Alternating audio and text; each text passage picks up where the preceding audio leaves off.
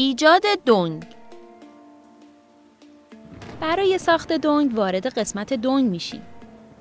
ابتدا شماره کارتی که میخوام دوستانمون دنگشون رو به اون واریز کنن رو انتخاب میکنیم. اگر حساب ایجاد نکردیم، از گزینه افزودن شماره حساب یه حساب اضافه میکنیم یا میتونیم ویدیو ایجاد حساب بانکی رو ببینیم. دکمه ذخیره رو لمس میکنیم. وارد قسمت اصلی دنگ میشیم. اینجا میتونیم 2 تا عکس آپلود کنیم. یکی برای فاکتوری که در نظر گرفته شده و یکی برای عکسی که شاید با دوستانمون گرفتیم. البته این فیلد اجباری نیست. عکس رو انتخاب میکنیم. حالا اسم دنگ. مثلا کافه لمیز. مبلغ کل فاکتور 400,000 تومان. تاریخ هم که همین امروز بوده و تغییر نمیدیم. اگر میخوام کل مبلغ بین همه به صورت یکسان تقسیم بشه، این گزینه رو روشن میکنم.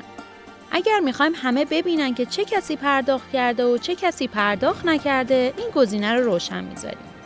گزینه یر به یر گزینه مهمیه.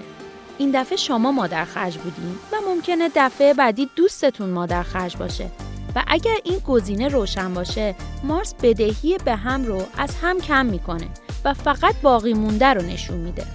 در این صورت گزینه یر به یر رو روشن میذاریم. از اینجا یک پیغام انتخاب میکنیم. مثلا من این پیغام رو انتخاب کردم.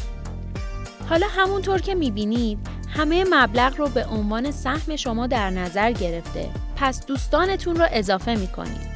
برای این کار گزینه افزودن نفرات رو میزنیم. اول همه دوستانمون رو وارد میکنیم.